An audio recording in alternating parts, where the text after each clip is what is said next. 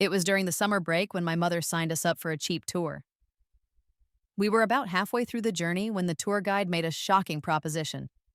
He wanted to sell a kidney to save my brother.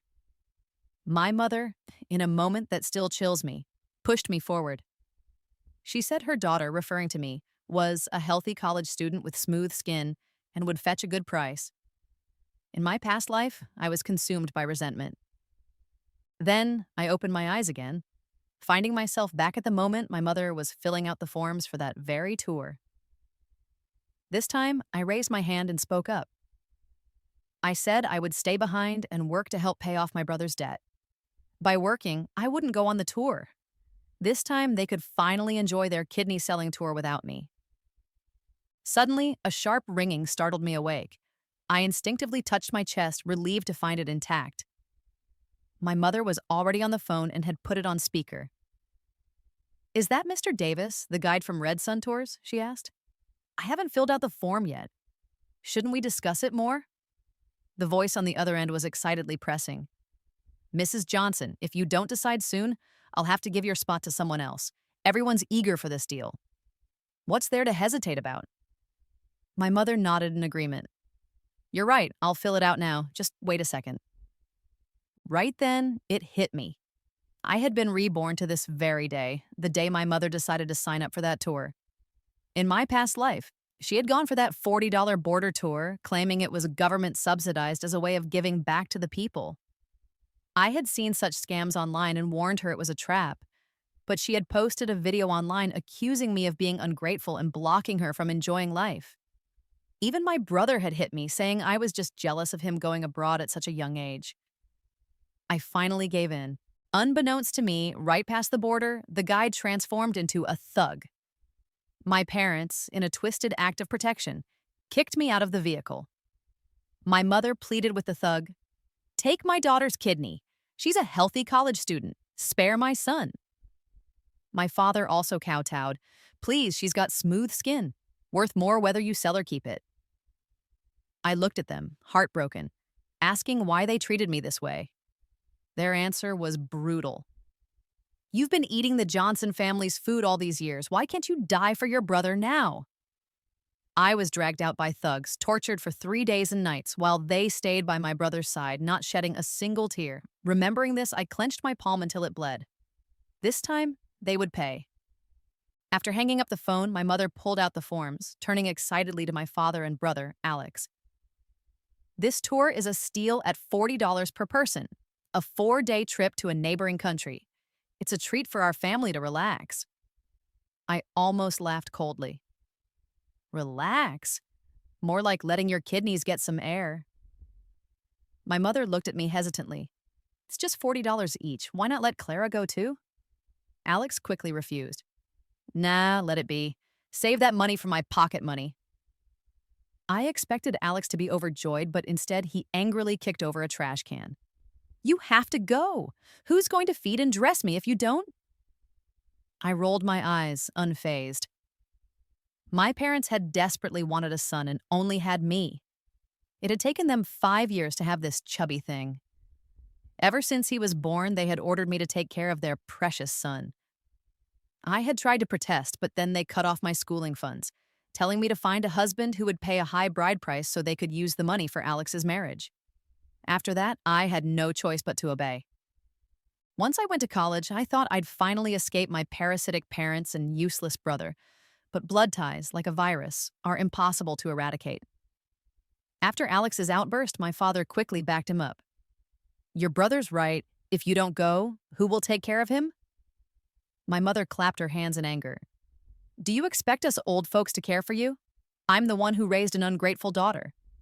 I rolled my eyes and quickly changed my tone. "Fine, I'll go. He's our Johnson family's only heir. I can't ignore that." I looked at my chicken leg devouring brother on the sofa and smiled. "Guess we'll start with you this time, dear brother." My brother Alex loved showing off. The moment our trip was confirmed, he posted on social media, "The world is dazzling without skills. Don't flaunt. A Gen Z kid living the quality life," along with pictures of his recently acquired passport and him in shades and skin-tight jeans, leaning against someone's Porsche hood. I couldn't help but laugh. Most comments were from his groupies, as he hardly had any followers. This wouldn't do. I spent money online to hire a bunch of fake fans to hype his post. Overnight, Alex became a hotshot rich kid online. His post was flooded with comments from profiles with cute girl avatars. Wow, you're so handsome and rich, living the high life already. We're stuck at home this summer, and you're traveling abroad. Your family must be loaded. Alex drooled with delight as he stared at his phone. That's right, this is nothing to me. He was right, the whole thing cost just $40. Alex got entirely lost in the dreamy web I spun, glued to his phone with glee. I smirked, quite pleased with myself. In the next moment, I sent a private message to the leader of the internet trolls. The fish are about to bite, time to reel them in. There wasn't much time left before the trip, and the whole family was busy packing. Suddenly, someone started banging loudly on the front door. My mother, annoyed, went to open it. Bang, bang, bang. You think your family's dead or something, knocking like that?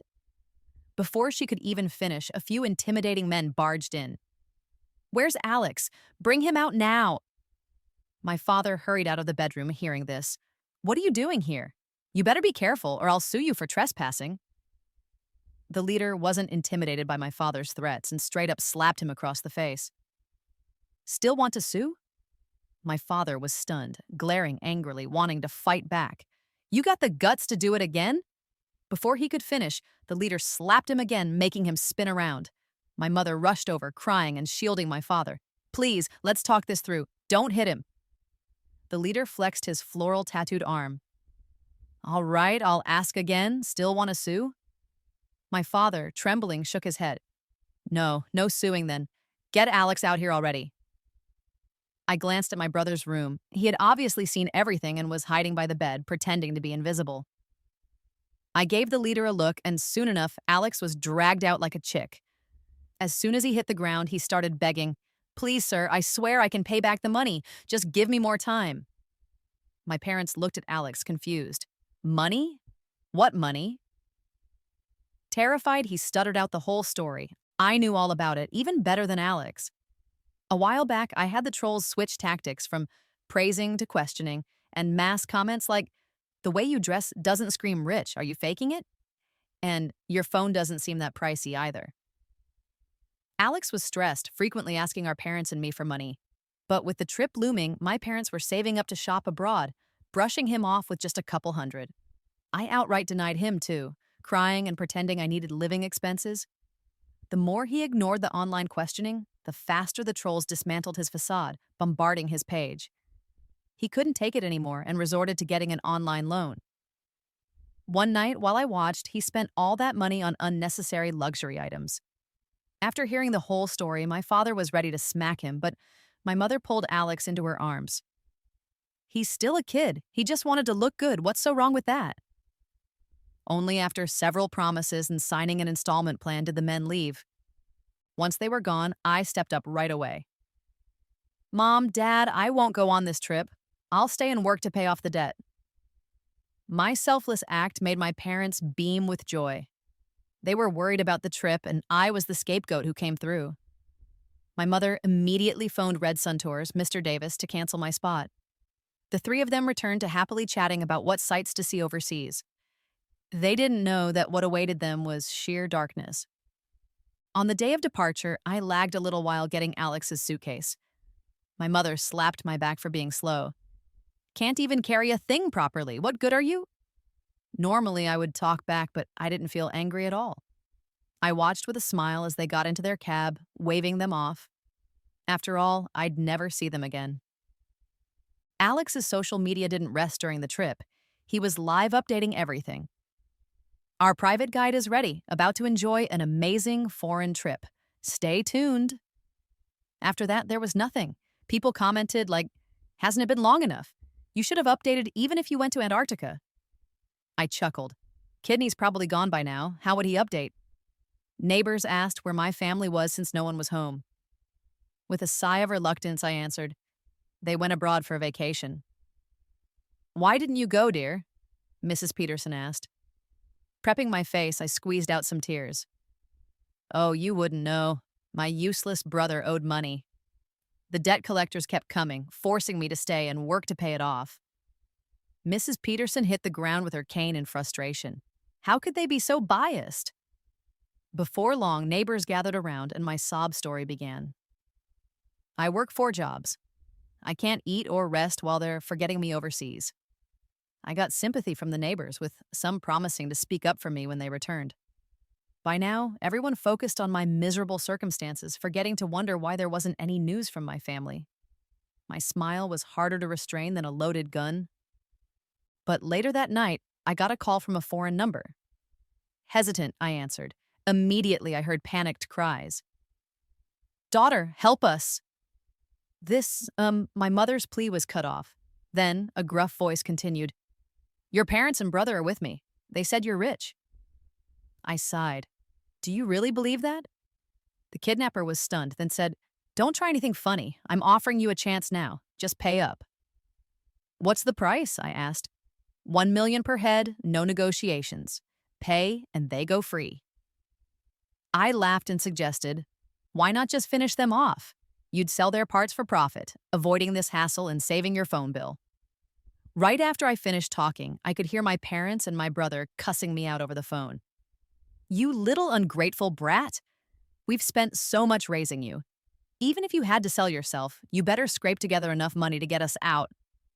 My brother chimed in with more insults. "Yeah, you filthy thing! How dare you treat us like this? I'll beat you to death when I get back." Even the kidnappers seemed stunned by their bizarre reactions, going silent for a moment. After a bit, the kidnapper spoke up again, sounding fed up. "I'm not joking. We really mean business here." I just laughed harder. "Then why haven't you done anything?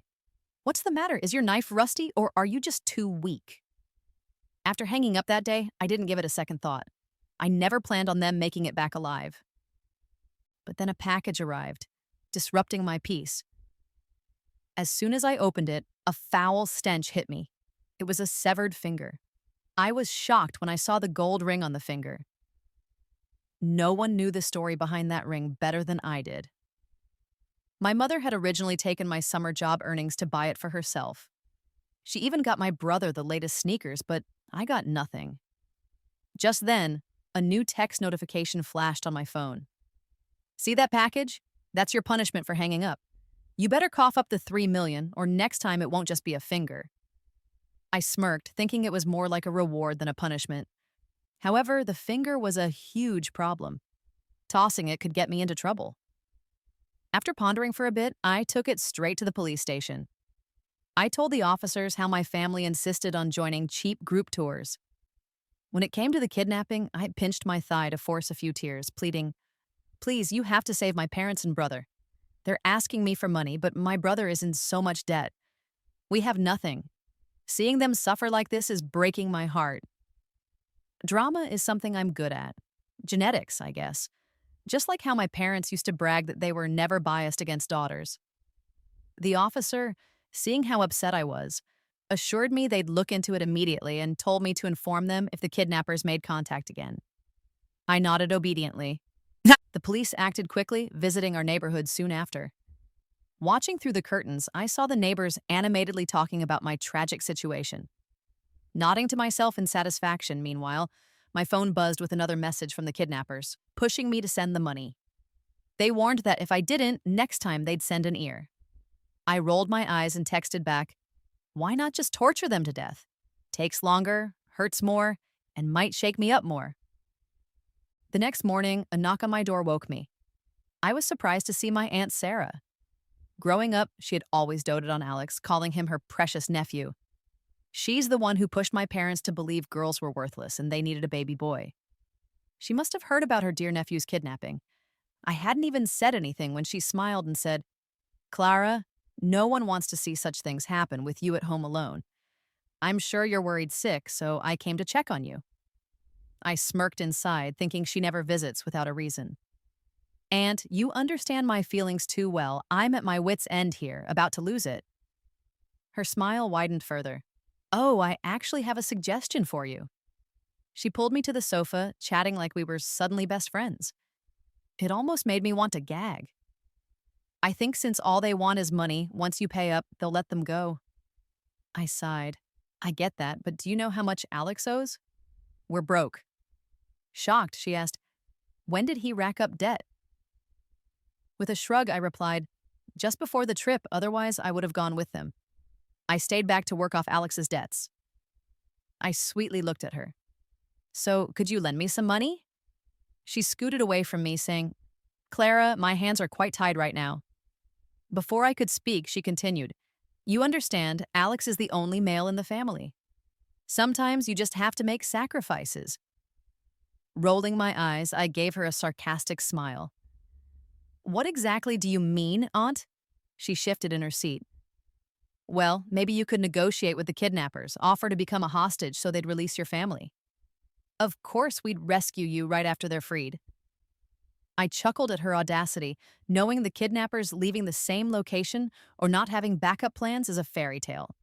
She was clearly willing to trade my life for theirs. Maintaining a calm face, I asked, well, if it's such a good idea, why don't you go in my place? She jumped to her feet, pointing a finger at me. I am your elder. How dare you suggest I go and die? I flexed my wrists, stood up, and smacked her across the face. She didn't even have time to react. I sneered. So you do know it's a death trap. I thought you were dumb. I can teach you how to speak properly if you've forgotten. Stunned, she was about to retaliate, but I rushed to the kitchen and grabbed a knife. Touch me, and neither of us leaves here alive. Try me if you dare. Looking terrified, she screamed, Clara, you're insane! One last chance. Are you doing this or not? I lunged forward with the knife, and my aunt screamed and rushed out of the house. It really seems like the crazies enjoy the world first. You just can't reason with people acting like animals. I was about to put down the kitchen knife when I heard my aunt's voice from downstairs. Everyone come see. My niece refuses to help her own parents and younger brother. Today, I want all the neighbors to see what this girl, Clara, is really like. All right, if that's how she wants to play it, knowing how good the local gossip group is, I'm honestly looking forward to it. Playing the victim, now that's my area of expertise. Aunt Sarah underestimated how far I'd go when it mattered most. Before the crowd could gather, I was already rushing downstairs. She barely got a word out when I confronted her. My aunt looked at me nervously, seeing I was unarmed, cleared her throat, and was about to start yelling, but I slapped her before she could. Last time was the left cheek, this time the right. Her expression froze in shock. You little brat, how dare you hit me? Just then, I noticed the neighbors approaching. I quickly sat down on the ground, yelling loudly, Oh no, Auntie, I'm sorry, please don't hit me. I really know I was wrong. My slap left her fuming, her eyes glaring red with rage. Now you realize you're wrong? Too late. I'll teach you a lesson. She lifted her hand, but before it could land, a bystander pushed her off balance. I've seen plenty of bullies like you in my day, picking on young girls. As long as I'm here, I'll see justice done. Is there no humanity left in you, treating this child poorly just like your brother? I spit on the likes of you, the crowd murmured, pointing fingers at my aunt. She retorted, You all don't know anything. Mind your own business. This girl is ungrateful, leaving her parents and brother to die. It's scandalous. Acting scared, I turned to one of the women nearby. Ma'am, my aunt came in hitting me, saying it's my fault my parents and brother are in trouble because of this trip. She said I should trade my life for theirs. I refused, and she started hitting me. I'm so scared. The woman, upon hearing this, turned her words against my aunt. Do you have any decency? Enjoy the good times without your daughter, but now that there's trouble, you remember her, and you dare to hit her too? Where's the justice in that? Overwhelmed by the accusations, my aunt fled, leaving one last threat behind. Clara, just you wait. You'll regret this. I shrugged it off and was about to head home when one woman patted me on the back. Girl, your aunt looks a bit familiar, like a tour group guide. After thinking it over, she recalled saying it looked like someone from a really cheap tour group she had thought about joining, but her son stopped her, leading to a long argument. I blurted out, Red Sun Tours? She eagerly nodded. Yes, that's the one. She even video called me to explain the form. I knew I'd seen her before. Realizing this, a chill ran down my spine. Could it be that my entire family was conned into joining the tour group thanks to my aunt's plotting? But why would she target her favorite nephew? Picking up some dinner on my way home, the thought lingered uneasily. Inside, I noticed some rough fingerprints on the electronic lock. I figured it was my panicked aunt brushing it by accident and thought nothing more. After dinner, I lay in bed but couldn't shake the feeling of being watched. That was until hands from under the bed clutched my wrists, proving it wasn't in my mind. Crawling out was a tall figure, a middle-aged man in his 40s. He smirked, pinning my arms. "Girl, I've been at this long enough. Finally found someone with some looks." I struggled fruitlessly as my consciousness began drifting, and my limbs felt like dead weight. As his face drew nearer, dread took hold, but then his phone rang. Annoyed, he picked up, and I could faintly hear a woman's voice from the other end. After hanging up, he cursed but backed off me. "If it weren't for your sister, Sarah, wanting you delivered safely, today would be your unlucky day." My Aunt Sarah? I barely had a chance to speak before a blow struck the back of my neck, throwing me into darkness. When I awoke, I was in a dim, cramped room stained with old blood. I knew then my aunt had sold me out. The rusty door creaked open as a guy with old-school tattoos stepped in. Not quite keeping up with the times here. "Well, well, finally reunited. Must be heartwarming," he taunted, shoving in 3 figures. As they came into focus, it was my parents and brother. Recognizing me, my mother lunged in anger, tearing at my hair. "You ungrateful wretch! Just had to end up here with you, you heartless thing!" I grabbed her wrist, shoving her off effortlessly. Meanwhile, Alex stood frozen near the captors, visibly wetting himself. My father, ever the pragmatist, crawled across the floor to their feet. "Boss, look, here's my daughter. With her beauty and fair skin, she'll fetch a great price, whether you sell her or whatever." My mother, having been knocked down, quickly chimed in. Yes, just spare our son. The girl doesn't matter." Watching with a cold eye, I couldn't believe even with a second chance at life, I couldn't escape this nightmare. After hearing what they said, the robber started laughing like crazy. "You guys are really something, aren't you? I love a good family feud." Then, with a sly look in his eyes, he said, "See that red-hot iron over there? If you burn her yourself, I'll let your son go. How about it? Doesn't seem like a bad deal, right?" My father quickly nodded. "Not a bad deal at all." He was about to grab the searing iron, but my mother noticed me trying to step back and immediately ran over to grab me tightly. Alex, on the other hand, eagerly volunteered to record the whole thing, even suggesting I get burned without my clothes so it would be clearer. He seemed to have forgotten his earlier fear, replaced with some twisted excitement. Meanwhile, my parents were both furious and seemed ready to finish me off. In my past life, I was abandoned by family, feeling despair and loss. But in this life, all I felt was anger and defiance. The desire for revenge burned within me. I quietly chanted to myself, "Grant me your power. I will sign the contract."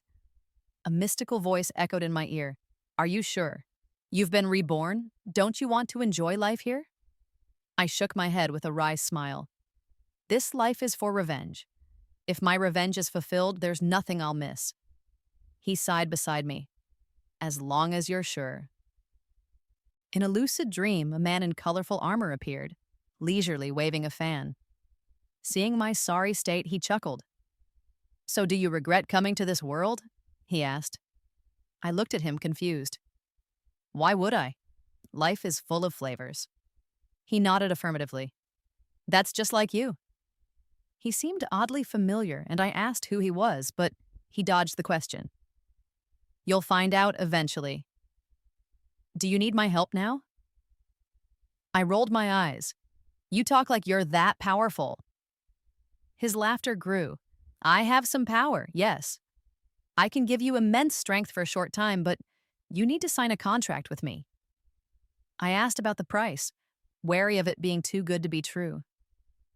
He gazed into my eyes and replied, "The cost is leaving this world with me, to where you're meant to go."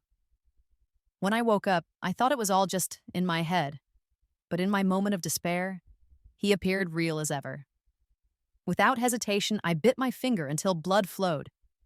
His ethereal voice spoke again. "From now on, my power is yours to command." The pain in my body faded away like I had found a health potion in a video game. When the iron was about to touch me, I broke free from my mother's grasp with a loud yell. The iron landed squarely on her chest. She screamed frantically, running around, and the robber laughed hysterically. I turned to him. Hey, I see you're enjoying this, little buddy, but guess what? You're next. He looked up at me. Are you nuts, girl? No one talks to me like that around here. Believe me, I'll kill you right now. Alex chimed in. Yeah, finish her off, man. How dare she disobey? I tilted my head. Oops, almost forgot about a guy like you. I snapped my fingers, locking eyes with the robber. Suddenly, he picked up a whip and headed towards Alex, ignoring his begs for mercy, whipping him mechanically over and over again. My parents pleaded, Don't hurt our son. He's the one who deserves it. I sighed, turning to the robber. A single whip seems too boring. How about switching it up with the iron? The robber obediently picked up the red-hot iron, plunging it into Alex's stomach with a sizzle. Alex kept cursing me out, so I feigned sticking my fingers in my ears. I don't want to hear him anymore. The next moment, the iron was shoved into Alex's mouth. I wanted to continue, but Alex, accustomed to an easy life, couldn't handle it and ended up dying from the pain. Witnessing this, my mother fainted in shock, and my father lunged at the robber in a fit of rage. Of course, his son was his pride and joy. It was only natural. I restored the robber's sanity, and seeing my father's fury, the robber developed a murderous intent, and soon both lay lifeless on the ground. When people outside heard the commotion, they rushed in. I pretended to be helpless, trembling in a corner, but when their leader approached, I kicked him against the wall without hesitation. The newfound power was truly impressive. The thug was dumbfounded, and after regaining his senses, yelled, You're begging for death, girl. Boys, drag her out and finish her. I smiled. How about you, Neil? The others were about to grab me, but stopped dead in their tracks when, to their disbelief, the leader dropped to his knees, bowing to me until he bled, then fell silent. Seeing this, the gang panicked and tried to escape, hurling curses at me in the process, but they didn't get far. I stopped them in their tracks with a thought. A moment later, I issued a go. Turn yourselves in. They all walked to the police station, fulfilling my order before regaining their self-control. They were left bewildered and caught, unable to flee. When the cops arrived, I feigned tearfully, You're finally here. Please save my mom. Once rescued, we were sent back home.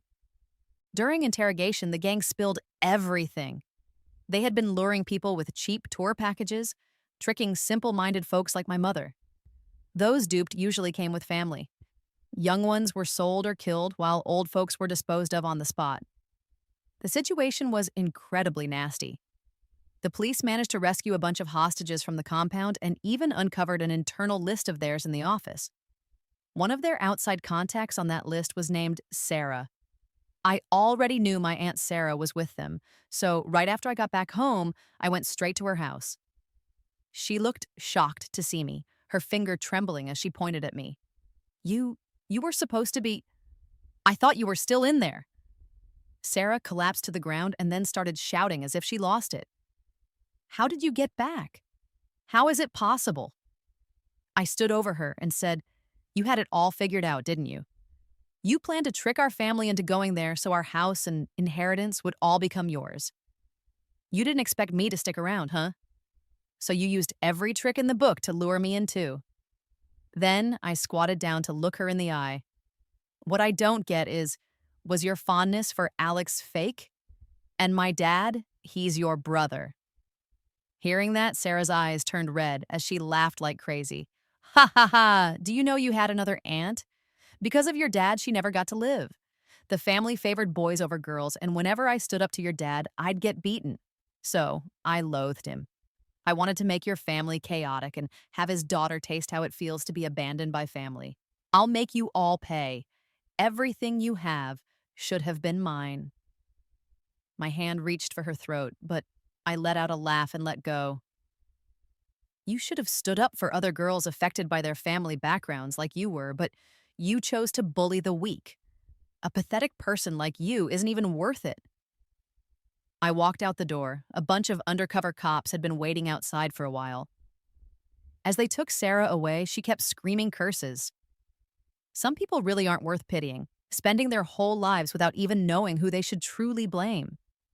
The evidence against Sarah was airtight, witnesses and all. She had committed more than just this crime. She got the death penalty. My mother's mental state was severely impacted from being in that little dark room, leaving her quite unstable after returning home. She ended up being committed to a psychiatric hospital, yet I still took care of her, visiting whenever I had the time. I'd tell her stories about Alex, painting vivid pictures of Alex's plight. Each time she heard them, she'd lose it and become hysterical until she ended up permanently bound to that tiny bed, undergoing treatments with needles and electric shocks. I sold off the family property and everything we had. With the money, I set up a foundation to help oppressed women. I even volunteered to spread awareness about scams, regularly taking to the streets to talk to older folks. As time went by, I almost thought that the man cloaked in vibrant armor had forgotten our pact. But one night, his voice echoed in my ear. "Right on time, little fairy. It's time to go." Hearing his call, memories surged back into my mind like a wave. His name was Leo, a divine beast guarding the jade lake where a magical lotus grew. This lotus had the power to grant wishes. People flocked there with their desires, but there was one little fairy who came without any wish, only circling around Leo. He asked her why. She just smiled and said, "I see you here day after day. It must be tough. How about I wish for your happiness?" His days began to brighten until one day, the fairy told him she was bored with the heavens and wanted to experience the human world's ups and downs. As I recalled everything, he whispered softly in my ear, "Now I want to make a wish that when you return, you forget everything and always stay happy." I looked up at him. "Thank you,"